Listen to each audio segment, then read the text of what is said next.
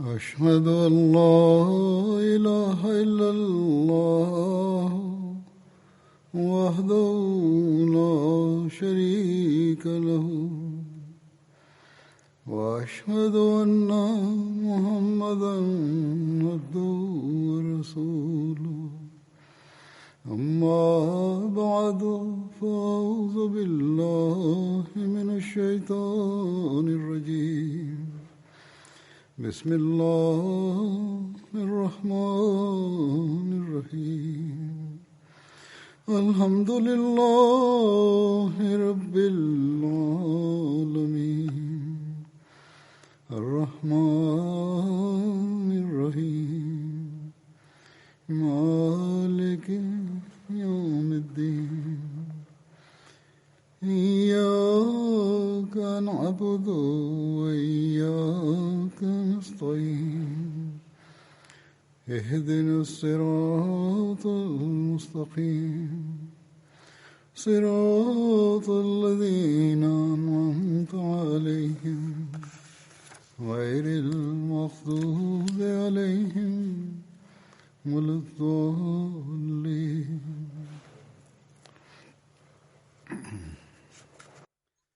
Hazrat Amirul Mominin Mwenyezi Mungu amsaidie sana anasema, leo nitaeleza kuhusu Hat Umar bin Khattab radhiyallahu ta'ala anhu. Hazrat Umar alitokana na kabila la Banu Adi bin Kaab bin Loi. Jina la baba yake lilikuwa Khattab bin Nufail. Sawa na kauli moja, jina la mama yake lilikuwa Hantama binti Hashim, na hivyo mama yake alikuwa binti ya baba mdogo wa Abu Jahl, na kwa mujibu wa kauli nyingine jina la mama yake lilikuwa Hantama binti Hisham, na hivyo alikuwa dada yake Abu Jahl. Lakini riwaya hiyo isemayo kwamba alikuwa dada yake haikubaliki sana. Abu Umar anasema kwamba mtu asemaye ya kuwa yeye alikuwa dada yake Abu Jahl, yeye amekosea. Ikiwa ingekuwa hivyo, basi angekuwa dada yake Haris na Abu Jahl, ilhali ukweli ni kinyume chake. Yeye alikuwa binti ya baba yao mdogo. Jina la baba yake ni Hashim. Kuhusu tarehe ya kuzaliwa kwa Hat Umar, riwaya mbalimbali zinapatikana. Sawa na riwaya hizi, mwaka wa kuzaliwa kwa Hat Umar unatofautiana. Hivyo rai moja ndiyo hii kwamba Hat Umar alizaliwa miaka 4 kabla ya vita kubwa ya Fujar, ilhali katika sehemu nyingine imeandikwa ya kwamba alizaliwa baada ya miaka 4 ya vita kubwa ya Fujar. Vita hiyo inatajwa kwa jina la Fujar kwani vita hiyo ilitokea katika mwezi mtakatifu, jambo ambalo ni la ufasiki mkubwa. Vita hiyo ilikuwa ikipiganwa katika hatua 4. Vita ya 4 inaitwa Al-Fujarul Azam, vita kubwa ya Fujar, na pia inaitwa Al-Fujarul Azam Al-Akhir, yani vita kubwa ya mwisho ya Fujar. Vita hiyo ilikuwa ikipiganwa kati ya Quraish na Banu Kanana na Hawazan. Ipo riwaya ya pili ya kwamba Hat Umar alizaliwa katika Makka miaka 13 baada ya Amul Fil. Amul Fil ni mwaka wa 570, na baada ya miaka 13 sawa na hisabu hii, mwaka wa kuzaliwa kwa Hat Umar unaopatikana ni 583. Rai ya tatu inasema kwamba Hat Umar alisilimu mwaka wa 6 wa unabii, na wakati ule umri wake ulikuwa miaka 26. Kwa mujibu wa kalenda ya Kikristo, mwaka wa 6 wa unabii ni mwaka wa 616 wa Kikristo. Ikiwa wakati ule Hat Umar alikuwa na umri wa miaka 26, hapo mwaka wa kuzaliwa kwake utakuwa 590. Rai ya 4 ni kwamba Hat Umar alipozaliwa umri wa Mtume sallallahu alaihi wasallam ulikuwa miaka 21. Hizo ni rai mbalimbali. Takriban umri wake ulikuwa miaka 21 hadi 26 pale alipokubali Uislamu.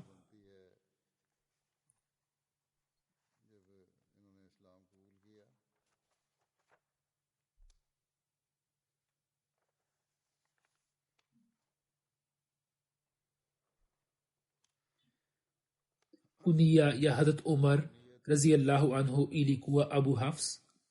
hat ibn abbas anasimulia kwamba siku ya badr mtume sallallahu alaihi wasallam aliwaambia maswahaba zake ya kwamba nimepata taarifa kwamba banu hashim na wapo watu wengine ambao wamelazimishwa kufuatana na Quraysh.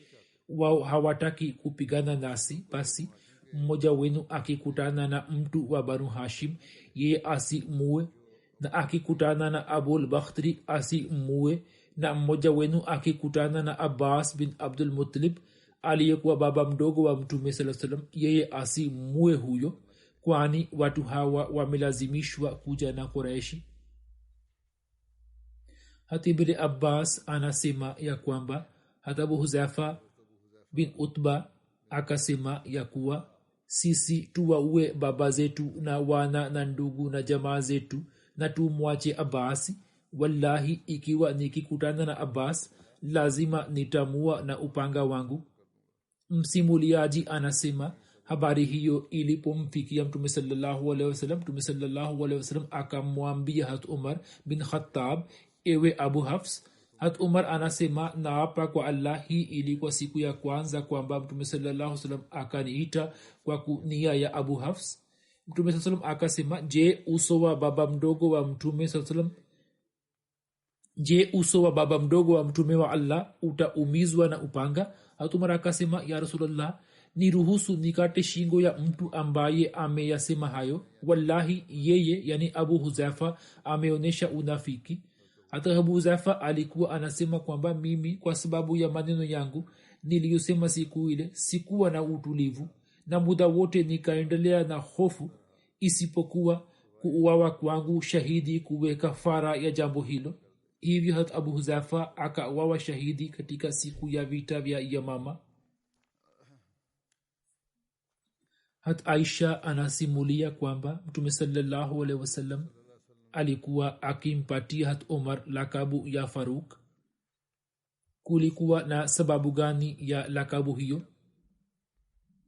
Kuhusiana na swala hilo, riwaya inayopatikana ndiyo hii kwamba hat ibn Abbas anasimulia kwamba mimi nilimuuliza hat Umar ya kuwa kivipi ulipewa lakabu ya Faruk. Ye akasema ya kwamba hat Hamza alikubali Islam siku 3 kabla kuliko mimi. Kwa bahati tu nikaelekea msikiti wa Haram na nikamwona Abu Jehel akienda kwa kasi huku anamtukana mtume sallallahu alaihi wasallam. Kisha akaeleza yote yaliyofanywa na hat Hamza, akisema kwamba hat Hamza alipojua akaelekea Kaaba akishika upinde wake. Abu Jehel alikuwa akiketi kwa Quraishi, yeye akiegemea upinde wake, akasimama mbele yake na akaanza kumkodolea macho.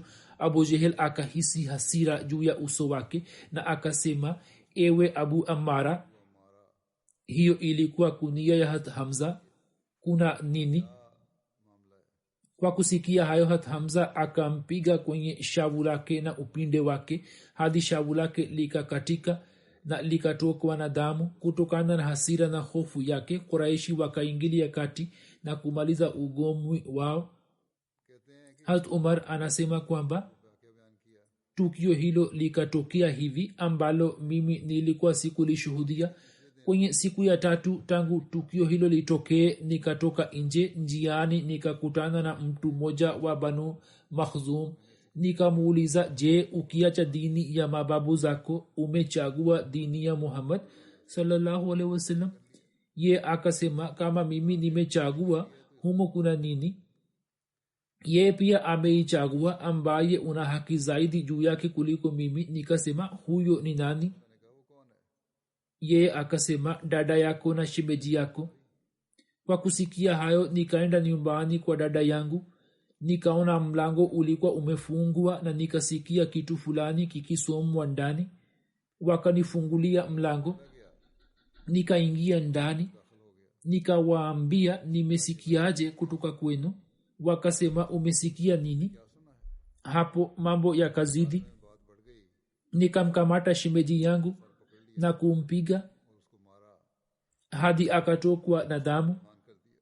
Dada yangu akainuka na akanikamata na kichwa changu na akasema, hiyo imekuwa kinyume cha ridhaa yako, yani kusilimu kwetu ni kinyume cha ridhaa yako. Katika riwaya nyingine habari ya kuumia kwa dada yake pia inapatikana.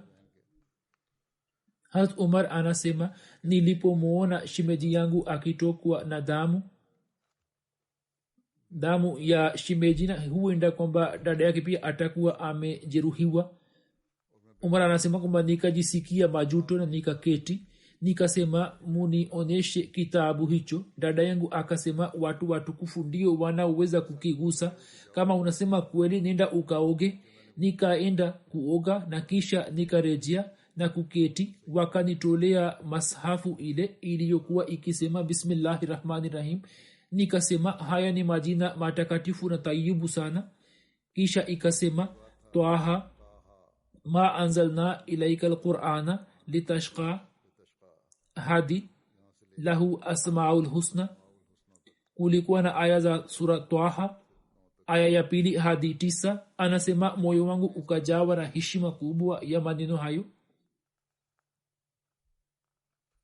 Nikajisemea Quraishi wana yakimbia. Nikakubali Islam na nikasema Mtume sallallahu alaihi wasallam yuko wapi? Dada yangu akaniambia kwamba yupo katika Dar Arqam. Nikafika huko na nikapiga hodi.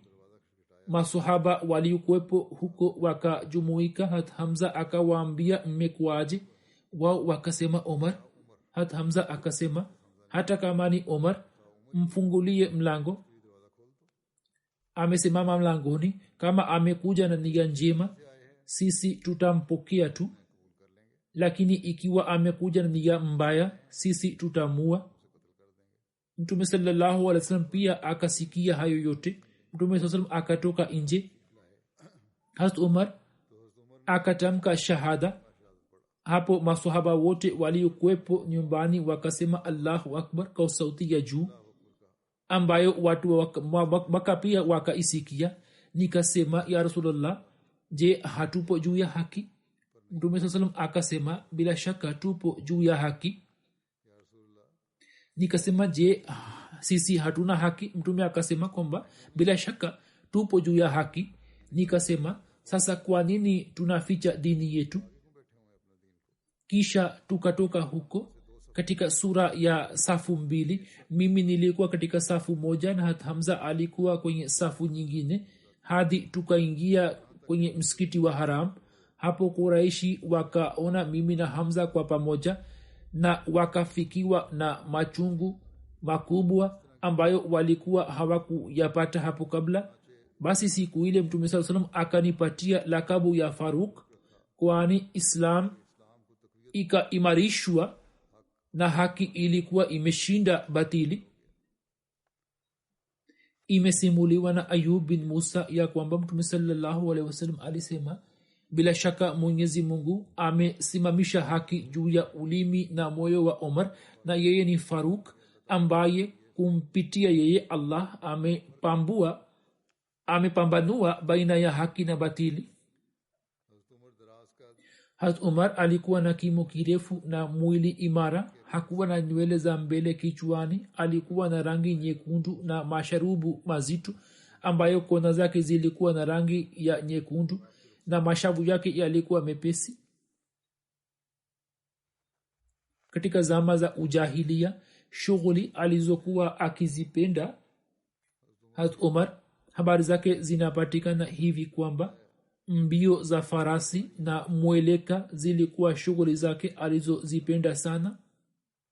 Katika tamasha la ukaz kila mwaka Hazrat Umar ndiye aliyekuwa akishinda shindano la mweleka. Katika ujana wake, kwa mujibu wa desturi ya kawaida ya Uarabuni, alikuwa akichunga ngamia za baba yake.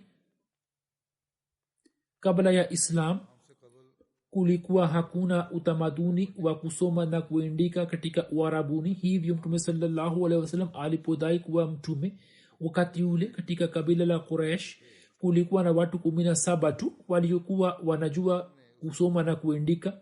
Hazrat Umar katika zama zile alikuwa akijifunza kusoma na kuandika. Hazrat Umar alikuwa miongoni mwa waheshimiwa wa Quraysh. Kabla ya Islam alikuwa na wazifa wa ubalozi na ilikuwa desturi ya Quraysh kwamba ikitokea vita kati yao au baina yao na baina ya watu wengine, wao walikuwa wakimtuma Hazrat Umar kama mbalozi wao.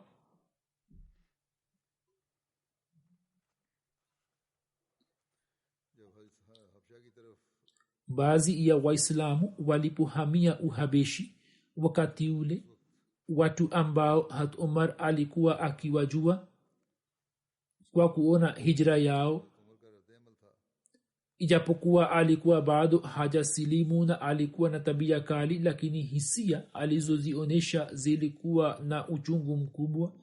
Kuhusiana na hilo, Hazrat Abdullah binti Abu Hasma anasimulia kwamba wallahi, tulipoanza kuelekea nchini Uhabeshi, mume wangu Amir bin Rabia alikuwa ametoka nje kwa kazi fulani, na katika muda huo huo akaja Hazrat Umar bin Khattab na akasimama karibu nami, na bado alikuwa mshirikina tu, na tulikuwa tukivumilia mateso na shida mbalimbali kutoka kwake. Ye anasema kwamba Hazrat Umar akaniambia, ewe Abdullah, naona una safari. Anasema nikasema ndiyo, wallahi, bila shaka tutatoka nje katika ardhi ya Allah, tunaenda sehemu fulani, na ardhi ya Allah ni pana sana. Nini mmetusumbua sana na mmetuzulumu mno, hadi Mwenyezi Mungu ametuandalia njia ya kupata wokovu. Abdullah anasema hapo Hazrat Umar akasema, Allah awe pamoja nani. Abdullah anasema niliona huzuni fulani usoni mwake ambayo sikuiona hapo kabla, kisha yeye akaondoka. Nafikiri safari yetu ilikuwa ikimhuzunisha. Abdullah anasema kwamba Amr bin Rabia aliporejea kutoka kazini, nikamwambia, ewe Abdullah, lau kama wewe ungeona hali ya Umar na ungeona huzuni na ghamu yake kwa ajili yetu. Amr bin Rabia akasema, je, wewe unaamini kwamba ye atasilimu? Ye umepata athari? Ye anasema mimi nikasema ndiyo. Hapo Amr bin Rabia akasema kwamba yeye hatakubali Islam. Mtu ambaye wewe umemwona hatakubali Islam hadi punda ya Khattab awe anasilimu. Abdullah anasema ya kwamba kwa kuona ukali na hasira ya Hazrat Umar aliyokuwa nayo kuhusu Islam na kwa kukata tamaa kutoka kwake, Amir bin Rabia alikuwa amesema hayo kwamba mtu akiwa adui mkali kivipi anaweza kukubali Islam. Abu Muslim Maud radhiyallahu ta'ala anhu pia ameeleza tukio hilo katika maneno yake. Huzur anasema Hazrat Umar alikuwa na uadui mkali na Islam, lakini pia alikuwa na kipawa cha kiroho. Yani licha ya kuwa na tabia yenye hasira kali na kumuuzi Mtume sallallahu alaihi wasallam na kuwauzi maswahaba zake, alikuwa na hisia zenye uchungu na huzuni ndani mwake. Hivyo hijra ya kwanza ilipotokea kuelekea Uhabeshi, Waislamu wakajiandaa kuhama Makka kabla ya alfajiri ili washirikina wasiwazuie na wasiwauzi. Katika Makka kulikuwa na desturi ya baadhi ya wakuu kwamba walikuwa wakipiga doria usiku ili uwizi usitokee. Walikuwa wanatembea mitaani. Sawa na desturi hiyo, Hazrat Umar alikuwa akiuzunguka mjini, ndipo akaona sehemu moja kwamba mzigo wote wa nyumbani ulikuwa umefungwa. Akaenda mbele. Mama mmoja alikuwa akisimama karibu na mzigo wake. Hazrat Umar alikuwa akimjua mume wake, hivyo akamuuliza mama huyo kwamba naona mna safari ndefu. Mume wake alikuwa hayupo kule. Ikiwa angekuwepo kule, labda kwa sababu ya uadui na upinzani wa watu wa Makka, kwa kusikia jambo hilo la Hazrat Umar angeeleza uzuru fulani kwamba hatuna safari au tunaenda hapa karibu tu. Lakini Muslim Maud anasema mama huyo hakufikiri hivyo na hakupata wazo hilo. au yeye akataka kusema ukweli akasema kwamba Umar tunahama Makka. Umar akasema unaacha Makka? Mama huyo akasema ndio tunaondoka. Umar akamuuliza kwa nini mnaondoka kutoka Makka? Mama huyo akasema Umar tunahama Makka kwani wewe na ndugu zako hampendi kwamba sisi tuishi Makka na hatuna uhuru wa kufanya ibada ya Mungu mmoja, hivyo tukihama Makka tunakwenda katika nchi nyingine. Sasa ijapokuwa Hazrat Umar alikuwa adui mkali wa Islam na muda wote alikuwa tayari kuwatesa Waislamu, kwa kusikia kutoka kwa mama huyo kwamba sisi tunaacha nchi kwani wewe na ndugu zako hampendi kwamba sisi tuishi hapa na mnatuzuia kufanya ibada ya Mungu aliye mmoja kwa uhuru, Hazrat Umar akageuza uso wake upande wa pili, na kwa kusikia hayo akamwambia mama huyo kwamba haya nendeni, Mungu awe mlinzi wenu.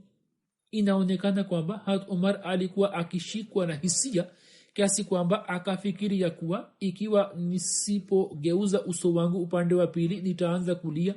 Katika muda huo mume wake pia akaja.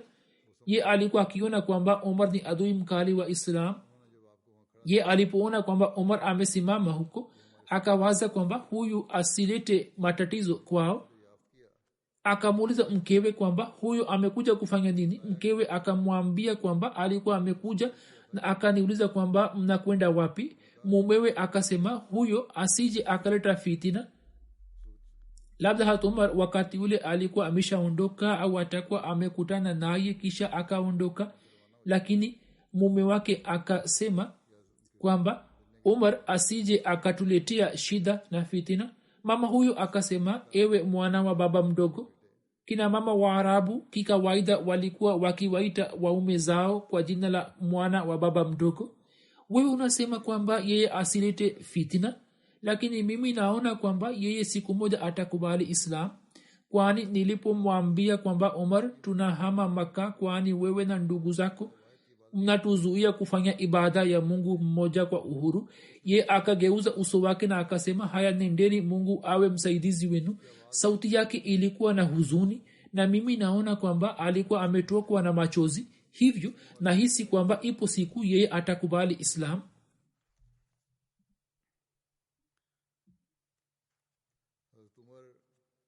Kwa ajili ya kusilimu kwa Hazrat Umar, Mtume sallallahu alaihi wasallam alikuwa amefanya maombi kuhusu jambo hilo. Inapatikana katika riwaya kwamba Hazrat Ibn Umar anasimulia kwamba Mtume sallallahu alaihi wasallam alisema Allahumma aizal islama bi ahabbi hazaini rajulaini,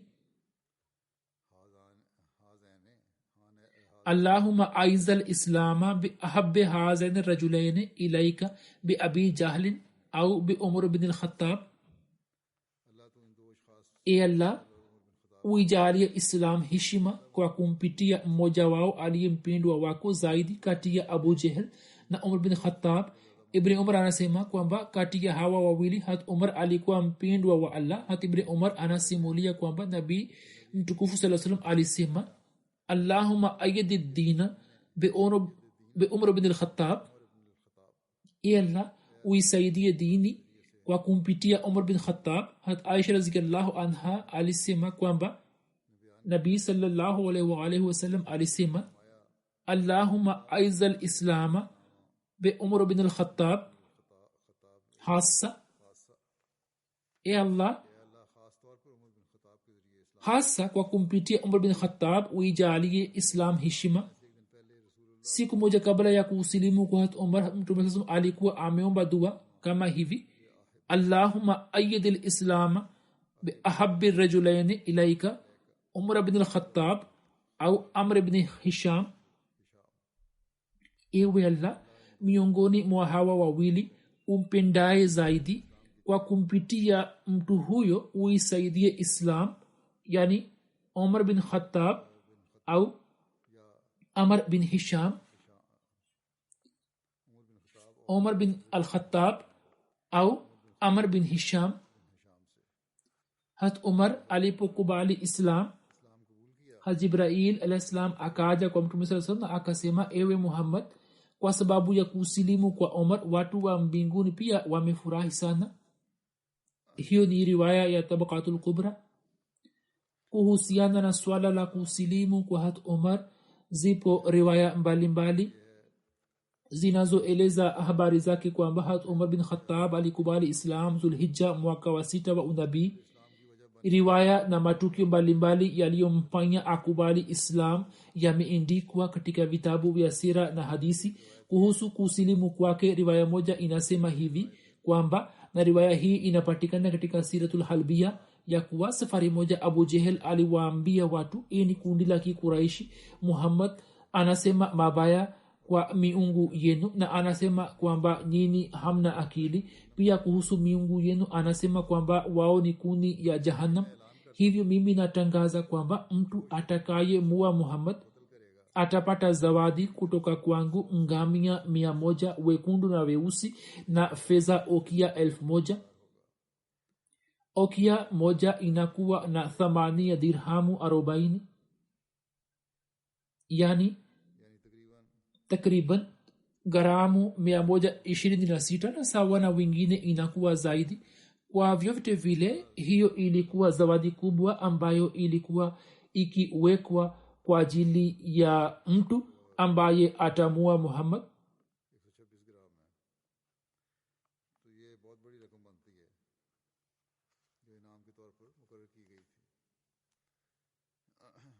Na riwaya nyingine ya pili inasema kwamba mtu atakaye mua Muhammad sallallahu alaihi wasallam atazawadiwa dhahabu, fedha, miski, nguo zenye thamani kubwa na vitu vingine vingi kama zawadi.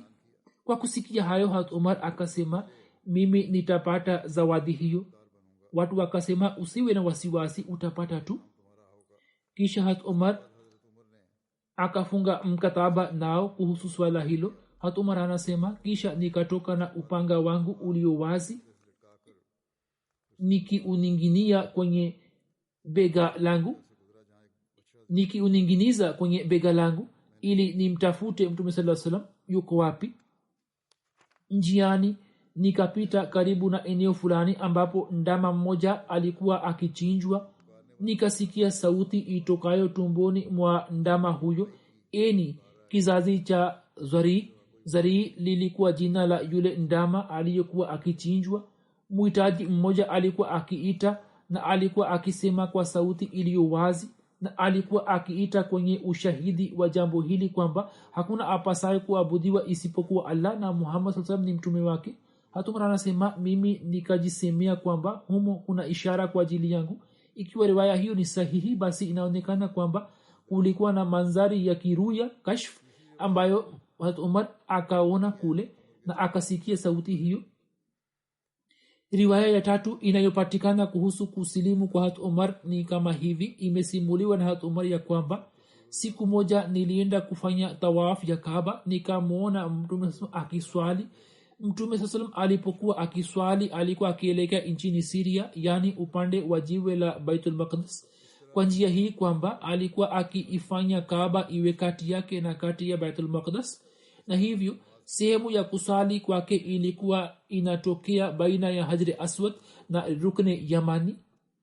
Rukne Yamani ni kona iliyopo kusini magharibi mwa Kaaba inayoelekea Yemen, kwani bila kufanya hivyo ilikuwa vigumu kuelekea Baitul Maqdis.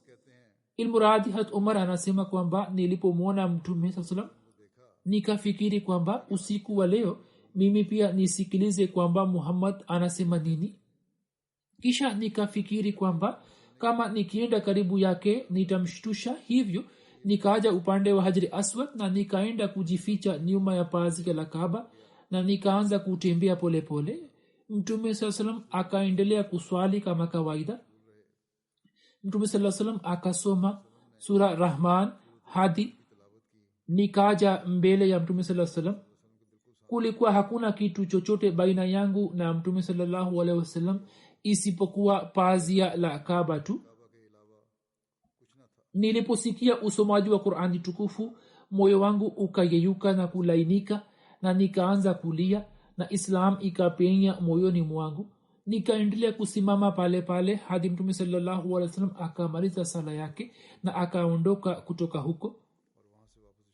Nikaanza kumfuata nikiwa nyuma yake. Mtume sallallahu alaihi wasallam akasikia sauti ya miguu yangu na akanitambua. Mtume sallallahu alaihi wasallam akazani kwamba mimi namfuata ili ni muuzi. Mtume sallallahu alaihi wasallam akasema, ewe ibn Khattab, umekuja na nia gani katika usiku huu? Nikasema, nimekuja kumwamini Allah na mtume wake na kile kilichoteremka juu yake. Riwaya ya 4 inapatikana hivi kwamba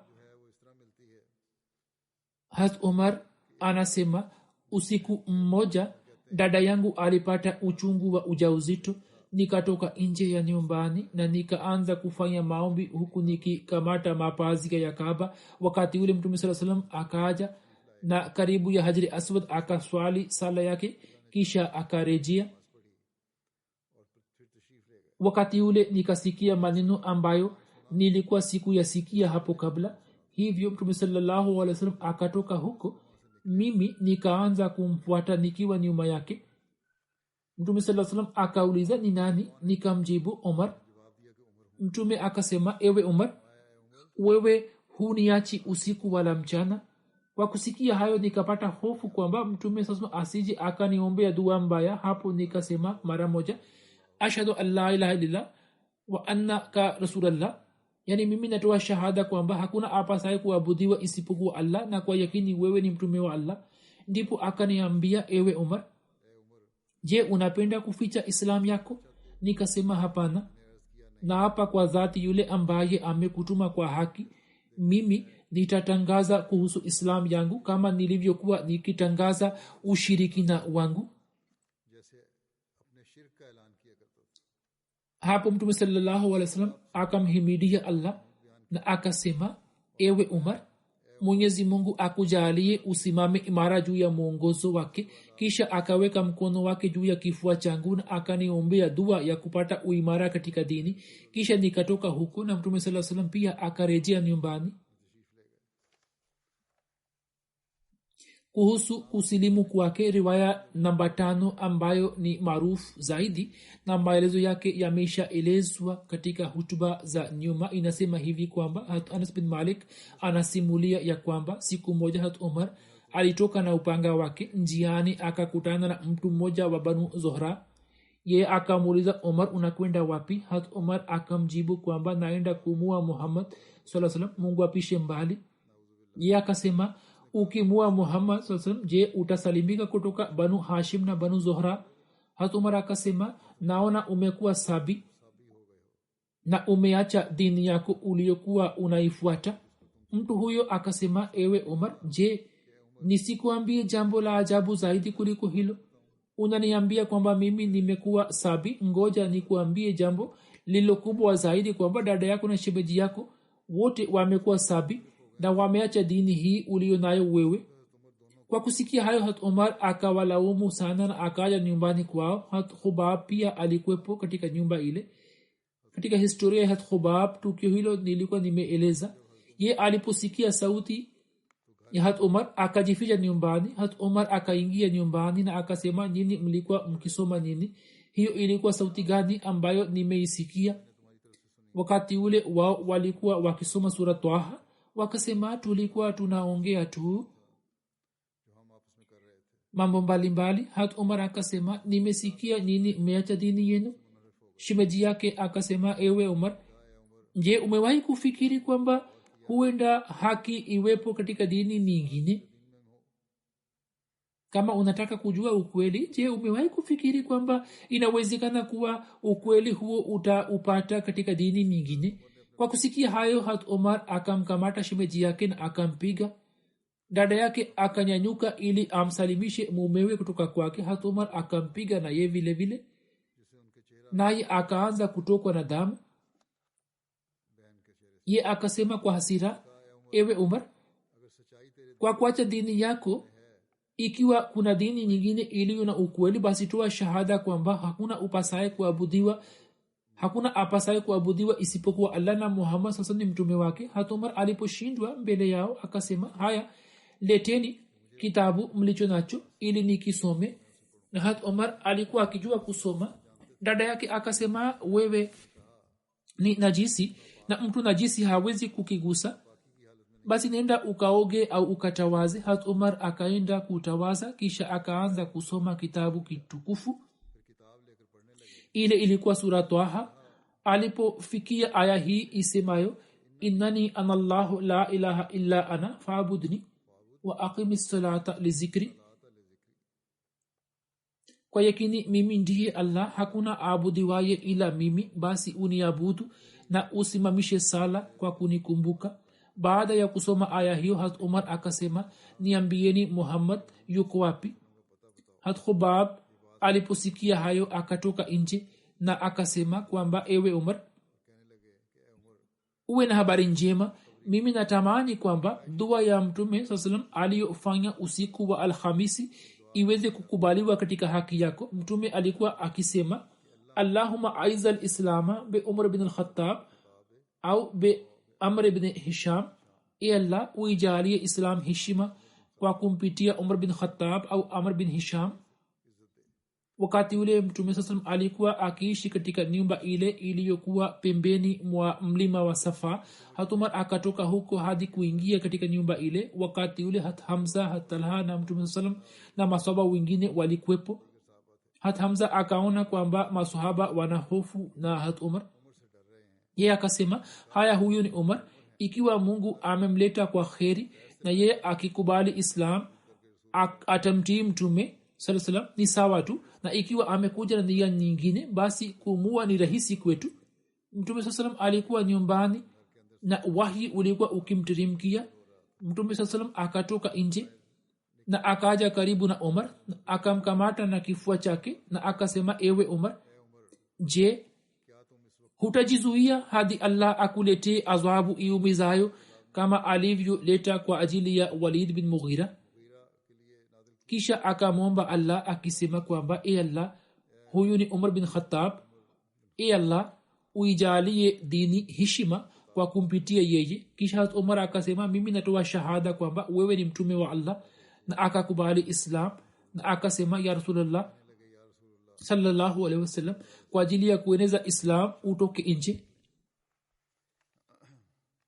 Imesimuliwa na Ma'mar na Zuhri kwamba Hat Umar alikubali Islam baada ya Mtume sallallahu alaihi wasallam kuja katika Dar Arqam, na watu waliosilimu katika Dar Arqam, Hat Umar alikuwa mtu wa 40 au akasilimu pale watu 40 au zaidi kidogo walipokuwa wakisha silimu. Dar Arqam ni ile nyumba au ni kituo ambayo ilikuwa nyumba ya Muislamu mpya Arqam bin Arqam, na ilikuwa nje kidogo ya Makka. Waislamu walikuwa wakijumuika kule na walikuwa wakijifunza dini na kufanya ibada, na kwa sababu yake nyumba hiyo ilikuwa imepewa jina la Darul Islam. Na kwa miaka 3 hiyo ikaendelea kutumika kama markaz. Waislamu walikuwa wakifanya ibada kwa kimya kimya na vikao mbalimbali vilikuwa vikifanywa huko. Kisha Umar alipokubali Islam, na hapo Waislamu wakaanza kutoka nje na kuhubiri kwa uwazi. Sawa na riwaya katika kituo hicho, Hazrat Umar alikuwa mtu wa mwisho aliyekubali Islam, ambaye kwa sababu ya kusilimu kwake Waislamu wakaimarika sana katika imani, nao wakitoka nje ya Dar Arqam wakaanza kuhubiri mahubiri ya wazi. Tukio hilo la kusilimu kwa Hazrat Umar linapatikana katika sehemu nyingine likiwa na tofauti kidogo, na katika sehemu hii imeelezwa kwamba walikuwa wakisoma aya za mwanzo za sura Taha, ila hali sehemu nyingine inasema kwamba kulikuwa na aya za sura Al-Hadid ambazo Hazrat Umar alikuwa akizisoma nyumbani kwa dada yake. Ipo riwaya namba 6 inayoeleza habari ya kusilimu kwa Hazrat Umar. Hazrat Umar anasema kwamba siku moja kabla sijasilimu nilitoka kwa ajili ya kumtafuta Mtume sallallahu alaihi wasallam. Nikamuona akifika misikitini kabla yangu, nikasimama nyuma yake. Mtume sallallahu alaihi wasallam akaanza kusoma sura Al-Haqqa. Utaratibu wa Qur'ani tukufu ukanishangaza, nikisema kwamba wallahi huyu ni mshairi kama Quraishi wasemavyo. Hazrat Umar akasema, nilipofikiri hivi Mtume sallallahu alaihi wasallam akasoma, innahu la qawlu rasulin karim wama huwa biqauli shairin qalilan ma tu'minun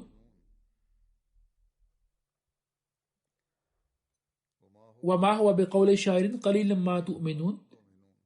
Akasoma aya hiyo, yani wala hiyo si kauli ya mshairi, ni kidogo tu mnayo ya amini. Hatumar anasema nikajisemea huyo ni kahini, ni mchawi. Mtume sallam akasoma aya wala biqauli kahini wala biqauli kahinin qalilan ma tazakkarun tanzilun min rabbil alamin walau taqawwala alayna ba'd al-aqawil la akhadna minhu bil yamin summa laqata'na minhu al-watin fama minkum min ahadin anhu hajizin.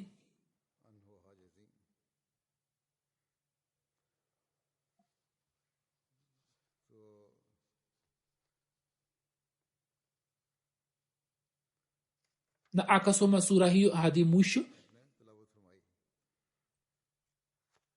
ambayo tafsiri yake ni kwamba wala hiyo si kauli ya kahini, ni nasaha ndogo tu mnayo ikamata, ni utirimsho kutoka kwa Mola wa walimwengu wote. Na kama angelizua juu yetu baadhi ya maneno, bila shaka tungalimshika kwa mkono wa kuume, kisha kwa hakika tungalimkata mshipa mkubwa wa moyo, na hakuna yote katika nyinyi ambaye angeweza kumkinga tusimfikie. Hatumar anasema wakati ule Islam ikapenya moyoni mwangu. Ipo riwaya ya 7 inayopatikana katika Bukhari. Hata Abdullah bin Umar alisimulia kwamba kila mara nilipomsikia Hat Umar akisema kuhusu kitu fulani kwamba nafikiri kitu hiki ni hivi, basi nikakiona kilivyo kama alivyokuwa akisema. Safari moja Hat Umar alikuwa akiketi, ambapo mtu mmoja mzuri sana akapita karibu naye. Hat Umar akasema huenda zana yangu isiwe sahihi, lakini mtu huyo ana dini yake ile ile ya zamani, au ni kahini ya watu hawa. Ebu mleteni kwangu.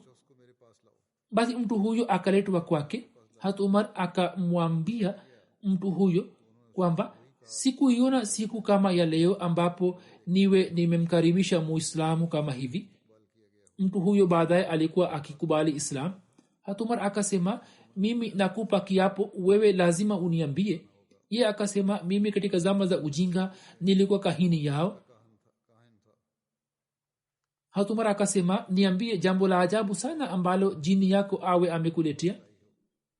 Alikuwa kahini, alikuwa akifanya uchawi, jini awe amekuletea jambo la ajabu sana. Yeye akasema safari moja nilipokuwa sokoni, yeye akaja kwangu, nikaona kwamba yeye ana hofu. Yule jini akasema je, hujawahi kuona majini? Hujaona wasiwasi na mshangao wao na kukutana kwao na ngamia na horiji zao? Hat Umar akasema wewe umesema kweli. Safari moja nilipokuwa nimelala karibu na masanamu, ambapo mtu mmoja akaleta ndama naye akamchinja. Hapo muhitaji mmoja akapiga mayowe. Sijawahi kumsikia mtu mwenye sauti ya juu zaidi kuliko yeye. Alikuwa akisema ewe adui uliruka mipaka, hiyo ni kazi nzuri na yenye mafanikio. Yupo mtu mmoja mzuri mwenye sauti nzuri anayesema la ilaha illallah, yani hakuna abudewaye isipokuwa wewe. Hapo watu wakainuka. Nikasema mimi sitatoka hadi nijue kwamba nyuma yake ni nani. Kisha sauti ikaja tena, ewe adui uliruka mipaka, hiyo ni kazi njema iliyo na mafanikio. Kuna mtu mwenye sauti nzuri anayesema la ilaha illallah, yani hakuna apasaye kuabudiwa isipokuwa wewe. Hapo mimi pia nikasimama. Muda si muda ikaanza kusemwa kwamba huyu ni nabii. Katika sehemu zingine za Bukhari badala ya la ilaha illallah la ilaha illa anta pia inakuja. Hiyo ni riwaya ya Bukhari. Kuhusu kusilimu kwa Hat Umar, katika vitabu mbalimbali vya historia zinapatikana riwaya mbalimbali, na katika riwaya hizo riwaya iliyo maarufu zaidi ni ile ambayo inasema kwamba Hat Umar akishika upanga alikuwa ametoka nje ili aweze kumua Mtume sallallahu alaihi wasallam, Mungu apishe mbali, na njiani alikuwa akikutana na mtu ambaye alikuwa amemwambia kwamba nenda ukaangalie nyumbani kwa sababu dada yako na shemeji yako wamekwisha silimu. Na hiyo ndiyo riwaya inayokubaliwa zaidi, na ijapokuwa zipo riwaya zingine pia ambazo nimezieleza. Kwa vyovyote vile kuhusu riwaya hizi wanahistoria na waandishi mbalimbali wa historia wameweza kujadiliana sana kuhusu riwaya hizi, lakini sisi tunaona kwamba riwaya ile ndiyo sahihi zaidi inayoeleza habari ya kusilimu kwa dada na shemeji yake, na kisha kutoka huko Hazrat Umar alikuwa amekwenda katika Dar Arkam. Inaweza kusemwa kwamba riwaya zote zinazoeleza habari za tukio la kusilimu kwa Hazrat Umar ziwe sahihi, kwa maana hii ya kwamba matukio mbalimbali yakaendelea kutokea moyoni mwa Hazrat Umar. Saa nyingine matukio yenye kuleta mabadiliko yanatokea, lakini mtu hachukui hatua ya mwisho, na tukio la mwisho likatokea lile ambapo aliposikia Qur'ani tukufu akiwa katika nyumba ya dada yake na shemeji yake, na kisha kwa ajili ya kukubali Islam akaenda kwa Mtume sallallahu alaihi wasallam. Mungu anajua vizuri zaidi. Wakati ule umri wa Hazrat Umar ulikuwa miaka 33, naye alikuwa mkuu wa kabila la Banu Adi. Alikuwa na cheo cha ubalozi kutoka kwa Quraysh pale alipokubali Islam, na Hazrat Umar alikuwa na haiba na shujaa mno. Kutokana na kusilimu kwake, Waislamu wakaimarika katika imani, nao wakitoka nje ya Dar Arkam wakaswali sala katika msikiti wa Haram. Hazrat Umar alikuwa sahaba wa mwisho aliyekubali Islam katika Dar Arkam, na hilo ni tukio la mwezi wa mwisho wa mwaka wa 6 wa unabii. Wakati ule idadi ya Waislamu ilikuwa 40. Kinachobaki inshallah nitaeleza katika siku za usoni. Wakati huu napenda kuwazungumzia marehemu wachache na nitasalisha sala yao ya jeneza ya ghaibu. Mtu wa kwanza ni Ahmad Muhammad Usman Shabuti Sahib, ambaye alikuwa mwana wa Muhammad Usman Shabuti wa Yemen. Tarehe 9 Aprili 2021 akiwa na umri wa miaka 87 alifariki dunia katika Misri. Inna lillahi wa inna ilaihi rajiun. Ahmad Muhammad Shabuti Sahib alikuwa amezaliwa katika mji wa Aden nchini Yemen. Mheshimiwa Ghulam Ahmad Sahib Mbashiri alipofika Aden, wakati ule Shabuti Sahib alikuwa amefanya bayati akiwa na umri wa miaka 14.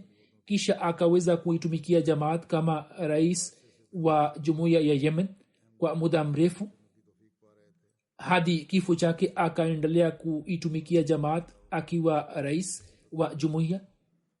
Akamoa Bi Wasima Muhammad Sahiba binti Dr. Muhammad Ahmad Adni Sahib, ambaye alikuwa mjukuu wa Haji Muhammadin Sahib na Husaina Bibi Sahiba, ambao wote walikuwa masahaba. Ndoa ya Shabuti Sahib ilikuwa imetangazwa mjini Rabwa. Wakati ule yeye hakuwepo kule, lakini baadaye akajenga uhusiano na Rabwa na akafika Rabwa na akapata bahati ya kukutana na Musleh Maud radhiyallahu anhu, na akapata bahati ya kukutana na maswahaba wengine na wanajumuiya wengine. Shabuti Sahib kutoka vyuo mbalimbali vya Uingereza alikuwa amepata masomo ya juu katika idara ya uguzi na kwenye health management. Kutoka chuo cha Liverpool akapata shahada ya uzamili kwenye health administration. Kisha akaweza kuitumikia nchi yake katika idara ya afya kwa miaka 29. Pia akaweza kutoa huduma yake katika nchi mbalimbali za Mashariki ya Kati. Alikuwa anaumwa, kisha alikuwa amehamia Misri na alikuwa na mpango wa kuja hapa Uingereza. Alikuwa anapata matibabu kule, lakini baadaye maradhi yakazidi, na kisha kutokana na maradhi yake tarehe 9 Aprili akatangulia mbele ya haki.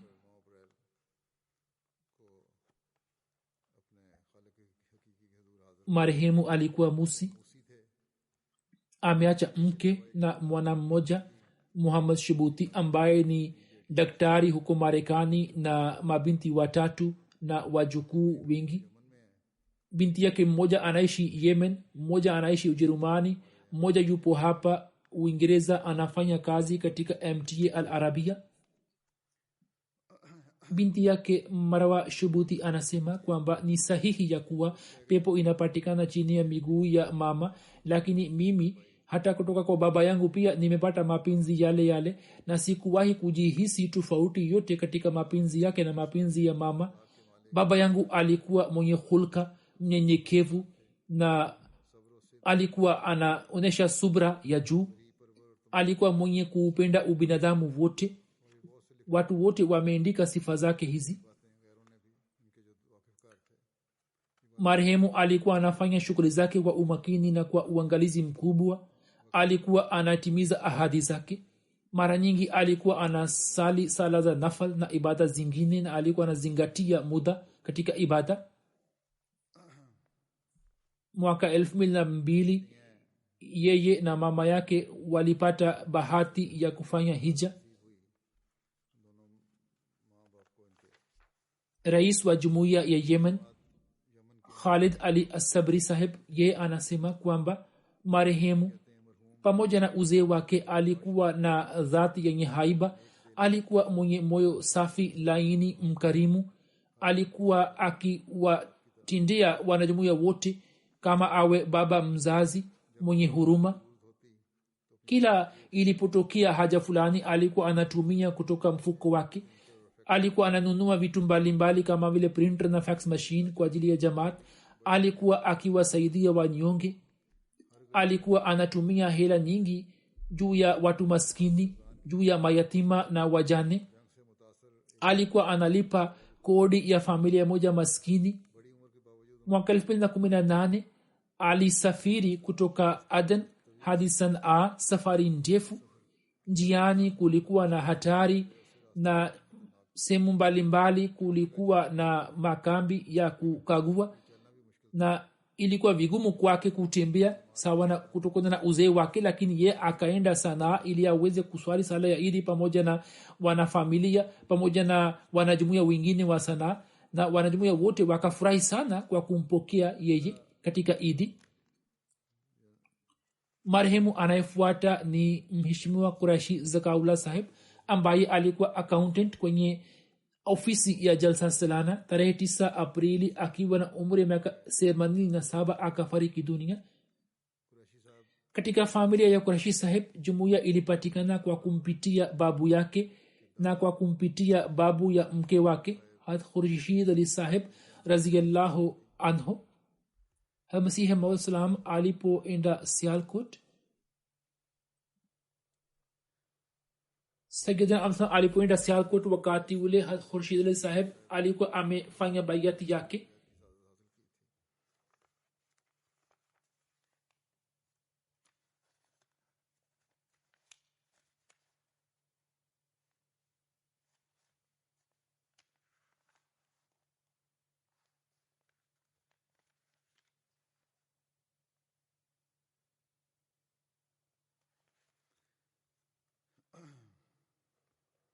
mke wa Quraishi sahib amekwisha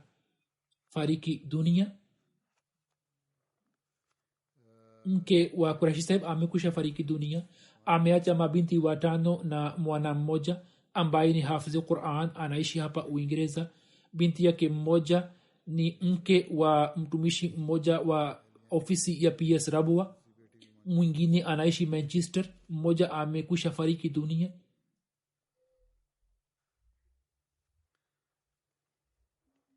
mwaka 1954 marehemu alianza kuitumikia jamaat kama karani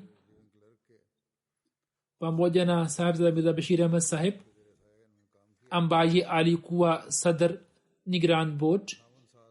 kisha akaitumikia jamaat kwenye Sadr Anjuman Ahmadiyya kwa miaka 58. mwana wake Hafiz Shamsu Zuha anasema kwamba baba yangu alipata bahati ya kufanya kazi pamoja na Mirza Bashir Ahmad sahib. alikuwa anaenda kumtembelea nyumbani kwake. siku moja alipoenda kwake, Mirza Bashir Ahmad sahib akamwambia kwamba tafadhali ukae. ye akasema kwamba mimi kivipi naweza kukaa mbele ya watoto watukufu wa masihi maislam. Hapo Mia Bashir Masab akasema kwamba al amru fawqa al adab, yani amri ni juu kuliko heshima. Hapo ye akaketi. Anasema baba yangu alikuwa mkimya, mwenye tabia ya kukaa kimya. Alikuwa akiswali swala zote pamoja na sala ya tahajudi. Alikuwa analipa michango kutoka marhumin mbalimbali.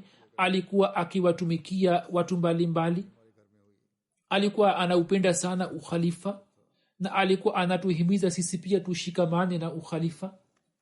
Nilipokuwa mtoto alikuwa ananiambia kwamba tuende pamoja kuswali, na njiani alikuwa ananiambia kwamba ukiambiwa na khalifa kuhusu kazi fulani muda wote uwe tayari na useme labbaik.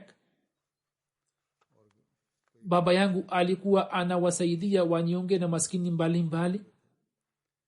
Binti yake Amatussalam anasema kwamba baba yangu alikuwa amenunua kiwanja katika mtaa wa Nasirabad kwa ajili ya ujenzi wa misikiti, kisha akatoa katika jumuiya, na kwa mwezi mmoja kikawaida alikuwa anamaliza Qur'an tukufu mara 2. Ameacha mabinti 5 na mwana mmoja. Jeneza inayofuata ni ya mheshimiwa Malik Khalid Dad Sahib wa Canada, ambaye katika umri wa miaka 85 akafariki dunia. Inna lillahi wa inna ilaihi rajiun. Babu yake Sheikh Nuruddin Sahib Tajir Qadian alikuwa sahaba wa Masihi Maud Islam, na babu yake Mola Dad Sahib akafanya bayat juu ya mkono wa Khalifa al-Awwal. Marehemu kwa muda mrefu akaendelea kuitumikia jamaat kama rais wa halka Karachi. Katika nchi ya Canada akaweza kuitumikia jamaat katika idara ya fedha. Alikuwa akishiriki katika michango mbalimbali. Alikuwa anaupenda sana ukhalifa. Huzur amesema hata mimi pia nimeona, bila shaka alikuwa anaupenda mno ukhalifa. Kwa fadhila ya Allah marehemu alikuwa musi. Ameacha nyuma mke na wana 4 na mabinti 3. Kijana wake mmoja anaitumikia jamaat katika National Amila ya Canada. Jeneza inayofuata ya Muhammad Salim Sabir ambaye alikuwa mfanyakazi wa Nazarat Amuri Amma. 27 Machi akiwa na umri wa miaka 77 amefariki dunia. Inna lillahi wa inna ilaihi rajiun. Katika familia ya Salim Sabir Sahib jumuiya ilipatikana kwa kumpitia baba yake Harmiya Nur Muhammad Sahib ambaye alikuwa sahaba. Baba yake alikuwa mkazi wa kijiji cha Wanjua karibu na Qadian, na 2003 alikuwa ameenda Qadian na kufanya bayati ya Masihi Maud Islam.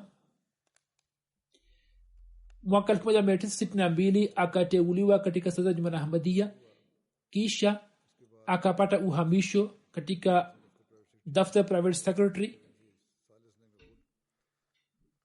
Khalifa Salis alikuwa amemchagua kwa ajili ya ofisi yake. Kisha 2006 hadi 2006 akaendelea kuitumikia jamaa kama Muhtasib Amuri Amma, na hivyo marehemu ameweza kuitumikia jamaat kwa miaka 59. Marehemu alikuwa musi. Mpwa wake na mwanamkwe anasema kwamba marehemu alikuwa anaswali tahajjudi bila kukosa. Alikuwa anafanya maombi mengi kwa unyenyekevu na kwa uchungu, kwamba mtu akisikia maombi yake moyo wake unalainika na unayeyuka. Alikuwa akiwahimiza vijana kwamba wawe wanaonyesha utii wa hali ya juu kwa ukhalifa. Alikuwa anawasaidia watu mbalimbali katika shida zao na kwenye matatizo yao, na alikuwa anawahimiza kwamba wawe wanaonyesha utii wa hali ya juu. Alikuwa akisoma durud sharif na alikuwa akiwasaidia wanyonge kwa ukimya, na alikuwa na sifa nyingi. Jeneza inayofuata ni ya Bi Naima Latif Sahiba ambaye alikuwa mke wa Sahibzada Mahdi Latif Sahib wa Marekani. Machi 10 alifariki dunia. Inna lillahi wa inna ilaihi rajiun. mume wa mama huyo sahibzada Mehdi Latif sahib alikuwa mjukuu wa sahibzada Abdul Latif sahib shahid. Marehemu mwaka 1969 akapata digri kutoka chuo cha Peshawar kwenye botany, kisha akaanza kufanya kazi ya utafiti hadi mwaka 72. Mwaka 1970 akajitolea wakfu, na mdogo wake Said Malik Sahib pia akajitolea wakfu. Wote wakaenda Nigeria ambapo hadi 75 wakafanya kazi ya jamaat, na marehemu akaendelea kuitumikia jumuiya kwenye Women Arabic Teacher College Wasuki kama principal. Mwaka 75 akahamia Marekani ambapo akafanya kazi ya utafiti katika idara ya botany kwenye department University of Nebraska. Kisha akaja Maryland, na katika Maryland pia akaweza kuitumikia tanzim ya lajna. Pia akaweza kuitumikia jamaat kama naib sadr lajna ya Marekani. Pia akaweza kuitumikia Washington lajna kama sadr. Alikuwa mwenye kuwapenda watu wote. Alikuwa na tabia ya kushiriki katika mambo mbalimbali ya watu. Marehemu alikuwa musi. Ameacha nyuma mume na ndugu 4 na dada 2. Alikuwa hana kizazi. Ndugu yake mmoja ni naibu amir Marekani na mmoja anafanya kazi kwenye Darul Qaza. Anayefuata ni Safia Begum Sahiba, mke wa Muhammad Sharif Sahib wa Canada, ambaye alifariki dunia tarehe 11 Machi akiwa na umri wa miaka 80. Alikuwa binti mkubwa wa Maulvi Chiragdin Sahib Rabi Silsila. Akaweza kuitumikia tanzimi lajna Imaila wa Wakent kwa muda mrefu. Mume wake alikuwa amefariki dunia katika ajali moja mwaka 93, lakini yeye akaweza kuwalea watoto wake vizuri. Alikuwa mwenye kusali sala ya tahajjudi na alikuwa mwenye sifa ya kusubiri sana. Alikuwa amefanya wasia 1 na 3. Ameacha nyuma mabinti 4 na mwana mmoja, na watoto wake wote wanaendelea kuitumikia jamaat. Mwenyezi Mungu awaghufirie marehemu wote na awanyanyue katika daraja.